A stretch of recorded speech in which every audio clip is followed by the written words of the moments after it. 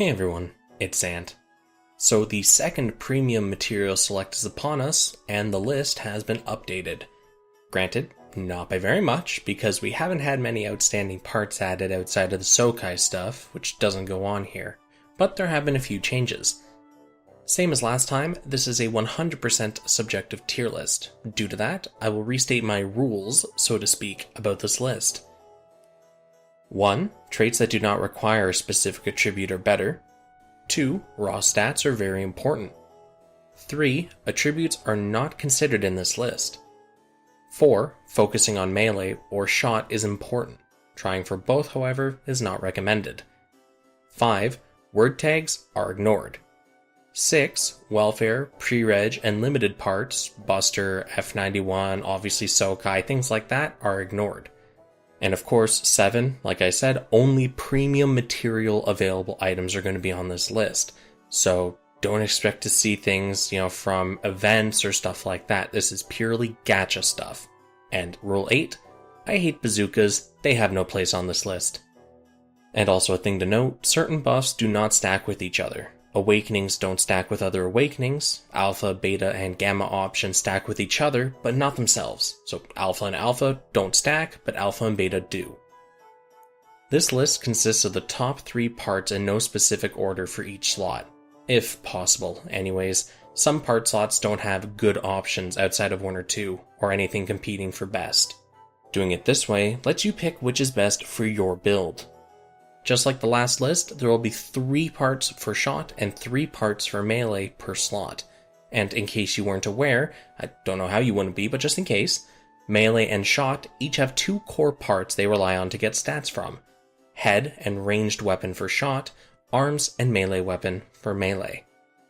Pilots supplement those stats, and the rest of your parts are the complement. Alright, I'm done with the boring stuff, let's get cracking.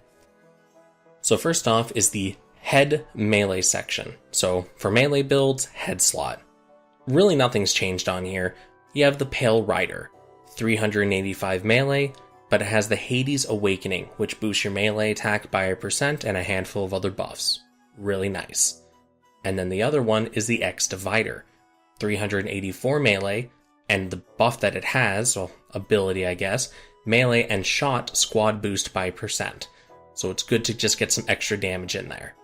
If neither of these options appeal to you, really all you have left is a Vulcan or Eagle Stellan of your aesthetic choice with a 384 melee attack cap, because there's an ocean selection and it's not going to do much for you outside of those parts. Alright, now for the shot category for the head slot. This has not changed. You have the Dynamis, 3181 shot attack, EX skill is Archer Stance. I don't really say much more than that, that's an amazing part. You have the Dual Head, also with 3,181 shot attack. It has the raw stats, same as the Dynamis, but it has a trait instead of an EX skill, beam reload speed boost by 1%. Just in case you don't want another EX skill or something, there you go. And lastly, the Wing, 2,785 shot attack. You're trading a little bit of stats there, but it is the highest shot attack head with an Eagle Stellan, well, I guess Vulcan in this case, to reduce enemy shot defense by 1%. So in case you want to run debuffs, there you go, that's your best choice in this pick pool for the stats with the ability. And now we'll go to the arms. For melee builds, you have the Tall Geese EW version, that's the original one that we got there, 3,587 melee attack, has the integrated shield, and the EX Dober gun, which is not useful at all, but it's a stat stick, and that's what matters. You have the Exia Arms, 3,177 melee attack with the double saber shear skill, B+ power beam melee. Mwah, great EX. You have the Barbados 4th Arms as the last item, 2,786 melee, but the trait is melee power % up, and that is an amazing trait to have. Arguably, these are the best arms in slot if you have an infighter, just because of that % boost. Now for the shot side of the arms, again, Tall Geese is on here, 1,606 shot attack, the Dober Gun Beam EX is on there as well, and you can actually use it because you're not a melee build this time. You have the Wing Arms, 1,181 shot attack, and the trait reduces enemy melee power when your armor is above 70%. As a shot unit, you're not going to have a lot of melee defense. Typically, you're going to have more shot defense and beam resist, so that could be useful for you.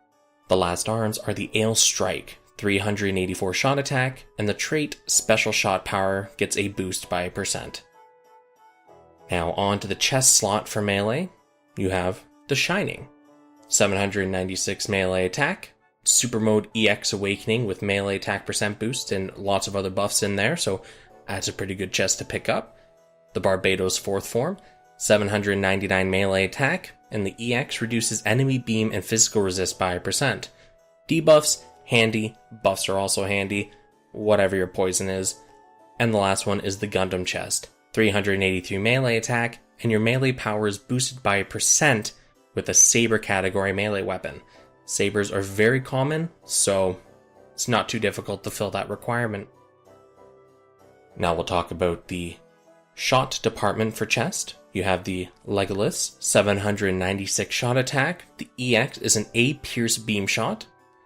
You have the Dynamise, 384 shot attack, but the trait is Long Shooter, has a shooting power boost by 1%, which is great, because typically if you're running shot, you're going to want a long shooter or a mid shooter, but I would say long shooter is probably better between the two, lets you have more space.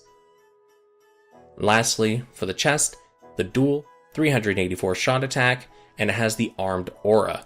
This makes your allies resist flinching.